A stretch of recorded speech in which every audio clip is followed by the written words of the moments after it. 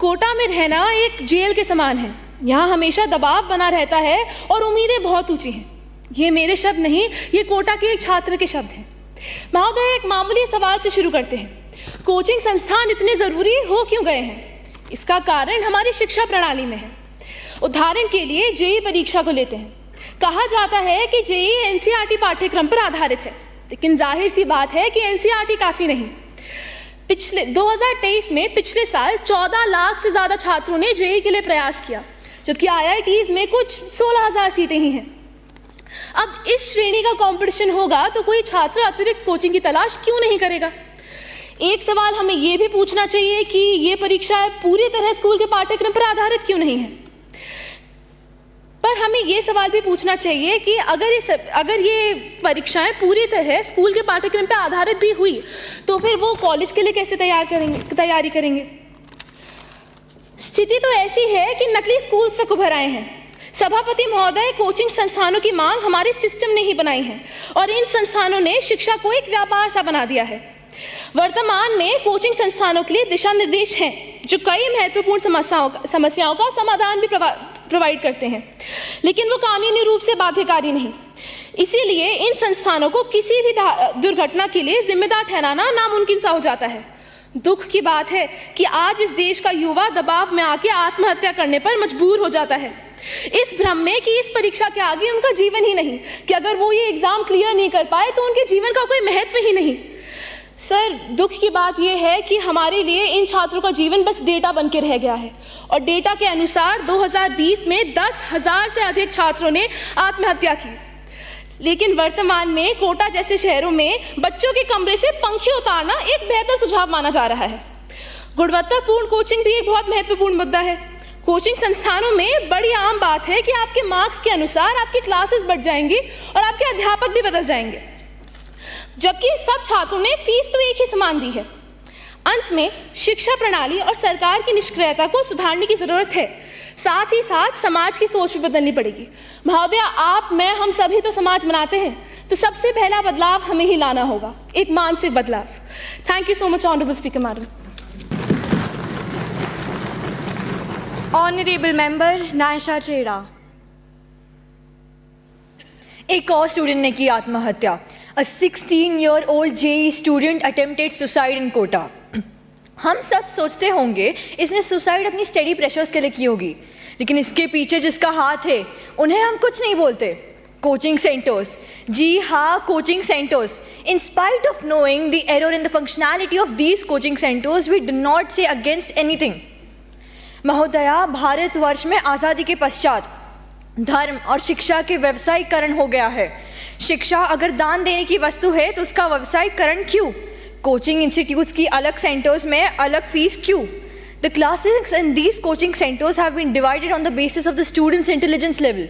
Brilliant students have been taught by excellent faculties and receive concession in their fees, whereas the average students are taught by average faculties and have to pay higher fees. ऐसा भेदभाव क्यों? जब सब students का एक ही लक्ष्य है तो उनमें भेदभाव क्यों करते हैं? Malpractices have occurred. IIT Kanpur में मीटिंग 7 बजे से लेकर 7:30 बजे तक चली और उसके पश्चात ही ये घोषित किया कि IIT का पेपर कैंसिल है। मीटिंग पेपर लीक की वजह से हुई थी। पेपर लीक एक कोचिंग इंस्टीट्यूट के एक्स्ट्रा क्लास में लीक की गई थी। ऐसे कोचिंग इंस्टीट्यूट्स के वजह से हमारे दूसरे बच्चों का रैंक एंड स्कोर्स अफेक्ट होता है, yet we don't speak against them. The coaching centers should be monitored by the government officials. The coaching centers teach only core subjects to them, whereas the students have to appear for other languages as well. Coachings को ये लगता है कि वो उन्हें entrance test के लिए तैयार कर रहे हैं, लेकिन उनकी 12th का क्या? उन्हें अपनी सिलेबस में रीजनल लैंग्वेजेस भी ऐड करना चाहिए। The coaching centers have unplanned schedules with the students studying for 18 hours a day, 7 days a week with no time for leisure. Psychology के हिसाब से a student cannot study for 18 hours a day without going into depression, which can eventually lead him to suicide and feel lonely. Government को coaching centres के लिए एक time table schedule करना चाहिए। In January this year, the Union Ministry of Education issued strict guidelines that institutions cannot issue misleading governments advertisements about guaranteeing ranks and good marks. फिर भी भारत के हर एक गली में आपको एक ना एक कोचिंग के होर्डिंग्स ज़रूर दिखेंगे। इनमें कितनी सच्चाई है हमें क्या पता, हम तो वैसे भी अंधे की लाठी नहीं, अंधे खुद बन चुके हैं। जय Hind, thank you. Honorable Member Shreya Mukherjee. Thank you, Madam Speaker. Honorable Speaker, before I commence Kargil Divas ka sabhi ko naman. With utter grief, I state that in India, the grading system is now like the new division system. 95% लाए तो superior, उससे नीचे लाए तो inferior.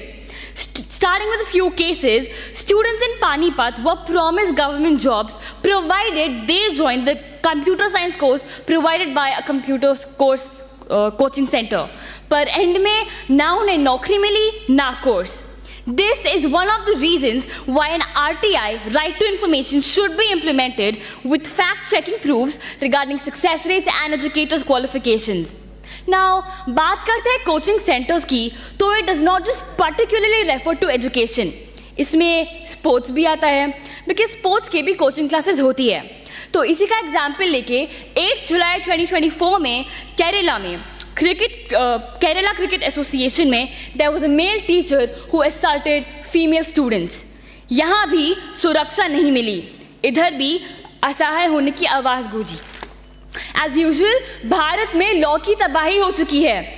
As per the new recent regulations of coaching centers, no child under the age of 16 can attend any coaching classes. पर यहाँ तो IIT की प्रिपरेशन 6th grade से होती है। Secondly, false advertisement cannot be published. तो जब 2 coaching centres same बच्चे का क्रेडिट ले तो हम जनता किस पे भरोसा करें?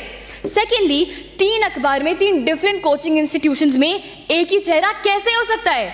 All coaching centres have manipulated minds into thinking कि 10 साल मेहनत करो और 40 साल मजे। पर कुछ लोगों के लिए वो 40 साल आते नहीं है। Why? Because the Indian education system viciously murders those students. धन्यवाद मैडम। मैं शुरू करती हूँ सोने की चिड़िया कहे जाने वाले मेरे प्यारे देश भारत से। महर्षि कश्यप, महर्षि चरक, वाग्भट, आदि शंकराचार्य, गुरु द्रोण, जिन्होंने मेरे भारत में शिक्षा की नींव रखी, और चले आते थे लोग देश विदेश से शिक्षा पाने विश्व गुरु भारत से। हमारा भारत सदैव से शिक्षा केंद्र के रूप में विकसित रहा है। समय बीतते बीतते विभिन्न संस्कृतियों का भारत में आगमन हुआ और इस विलय में शिक्षा पद्धतियों का विलोप हो गया। आज जब हम खुद को विश्व गुरु के रूप में फिर से स्थापित करने के प्रयास पे हैं, तो सवाल ये उठता है कि क्या भारत फिर से विश्व गुरु बनने के लिए तैयार है? पिछले 2 दशकों में कोचिंग संस्थानों की संख्या हमारी शैक्षिक परंपरा और संस्कृति के परिदृश्य में तेजी से उदय हुई है और इनका नंबर बढ़ता जा रहा है। ऐसे केंद्रों द्वारा छात्रों से अत्यधिक फीस वसूली और छात्रों पर अनुचित मानसिक तनाव के परिणाम स्वरूप छात्रों में अपना जीवन जानबूझकर स्वयं समाप्त करने के बहुत सारे मामले सामने आए हैं।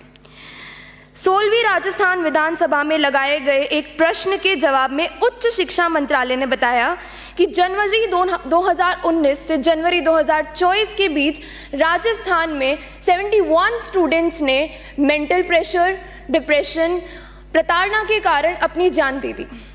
2019 की बात करें तो 16 लाख छात्रों ने नीट और 21 लाख छात्रों ने जेईई का एग्जाम दिया। इनमें से अधिकतर ने निजी कोचिंग सेंटर में प्रवेश परीक्षा की तैयारी की।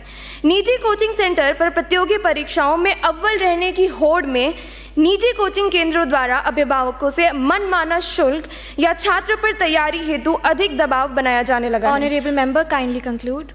जी, मेरे साथ ही समस्या की बेहतरीन रूप से प्रकट कर चुके हैं। मैं इसका सुधार हेतु सुझाव देना चाहूँगी। पहला, राजस्थान कोचिंग संस्थान विधेयक 2023 के अनुसार विद्यार्थियों एवं परिजनों के मानसिक संबल संबंधी मुद्दों पर तुरंत सुनाई हेतु विशेष न्यायालयों की स्थापना होनी चाहिए। दूसरा, पेरेंट टीचर मीटिंग में पॉजिटिव पेरेंटिंग पर चर्चा व विश्व स्वास्थ्य संगठन द्वारा प्रस्तावित 10 जीवन कौशल शिक्षा स्कूलों को अनिवार्य रूप से शामिल किया। Time to speak is over. Kind Considering it my outright duty, today I stand in favor of the motion. In the current scenario, coaching institutions are essential for competitive exam preparation and personalized education, which is not fully available in school due to time constraints and specific syllabus, which is why 75% of Indian students opt for coaching. But media reports are highlighting that these coaching institutions are charging very high fees and using unfair practices, causing stress on students, which even leads to suicidal cases. The 2024 guidelines do prohibit misleading promises or guarantee ranks to protect families who sacrifice their livelihoods for these fees. लेकिन अगर इन नियमों का उल्लंघन ऐसे ही होता रहा तो एक गरीब बच्चा जो कोचिंग की एडमिशन फीस के लिए धक्के खाता है, उसकी व्यथा बस यही हो जाएगी कि लेकर अपनी टूटी साइकिल कोचिंग भागा हूँ, एडमिशन फीस के चक्कर में रात रात भर जागा हूँ, भाग दौड़ की जिंदगी में आई बहुत थकान, एडमिशन फीस के चक्कर में बिक गए खेत मकान। उम्र हमारी 18 बरस की हर दिन मुझे सताती है, एडमिशन फीस चुकाने में उम्र बीती जाती है। देख देख शिक्षा का आलम, मन में बड़ी उदासी है, मन में बड़ी उदासी है। But this poor child can be helped by following regulations laid in an effective regulatory framework. We must know that a framework is important, but what's more important is the strict implementation.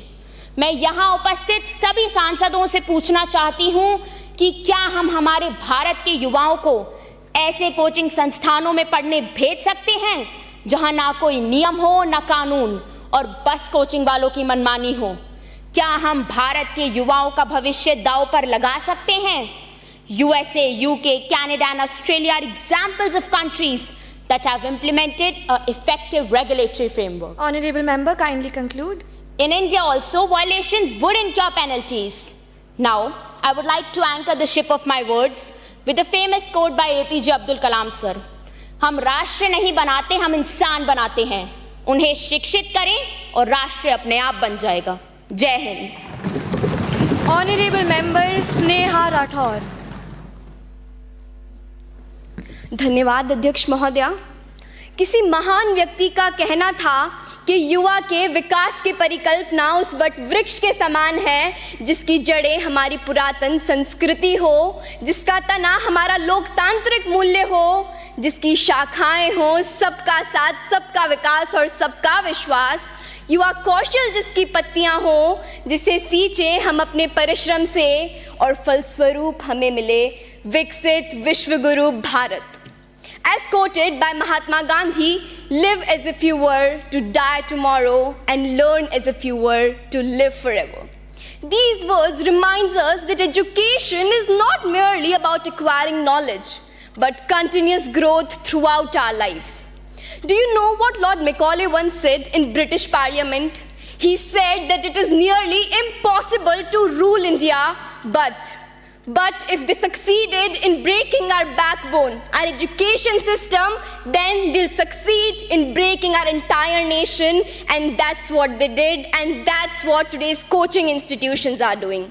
They are prioritizing rote learning over true understanding, thus reducing education to a mere race for marks. आज के coaching संस्थानों ने गुणवत्तापूर्ण शिक्षा को हर नागरिक के मौलिक अधिकार से एक विशेष अधिकार बना दिया है। चिंतित माता पिता की नज़रों में ये कोचिंग संस्थान पैसा छापने की मशीन बन गए हैं जो छात्रों और अभिभावकों की असुरक्षाओं पर गिद्ध दृष्टि लगाए हुए हैं। आपको यह जान के हैरानी होगी कि हमारे देश के प्रतिष्ठित कोचिंग संस्थानों में 120 से भी ज़्यादा छात्रों के लिए केवल एक अध्यापक नियुक्त होता है। क्या ये पर्याप्त है? साथियों, याद रखिए, संघर्षों के साए में इतिहास हमारा पलता है। जिस और जवानी चलती है उस और जमाना चलता है। हमें ज़रूरत है मजबूत नियम बनाने की ताकि यह कोचिंग संस्थान पारदर्शी रूप से संचालित हो और छात्रों की भलाई को प्राथमिकता दें। हमें Saini, Honorable Leader of Opposition. Thank you, Chair, for the Thank you, Chair, for the recognition. Before anything else, I would like to start with a quote that says, "The erosion of trust of people in the government is the main reason as a threat to our democracy." कहने का अर्थात ये है कि ये विश्वास ही है लोगों का सरकार में जो सूत्रधार है किसी भी लोकतंत्र को महान बनाने का। पर अब विश्वास किया भी जाए तो कैसे किया जाए जब सरकार के स्कैम की लिस्ट ही इतनी लंबी हो कि एक नई वेब सीरीज तक बनाई जा सके। बीच एनटीए स्कैम, बीच जेई के पेपर बिकना या फिर यूपीएससी के आला अफसरों का पकड़ा जाना। और हमारी माननीय सरकार तो ऐसी है, they pretend that they are working on it, but the fact we all know कि हो तो कुछ नहीं रहा। And they talk about transparency, unbiasedism, what an hypocrites they are। इतना ऐसा कितनी बार हुआ है जब बच्चों ने किसी सर्वे की रिपोर्ट मांगी हो और वो बिल्कुल ट्रांसपेरेंट आई हो या आपने कल ही वो रिपोर्ट पेश कर दी हो। How many times have it happened? इस बात में कोई दो राय नहीं है कि हमारा लोकतंत्र विश्व का सबसे महान और सबसे बड़ा लोकतंत्र है। We have the largest constitution. Even our legal laws are stronger than USA. But where we lack is the implementation of these laws.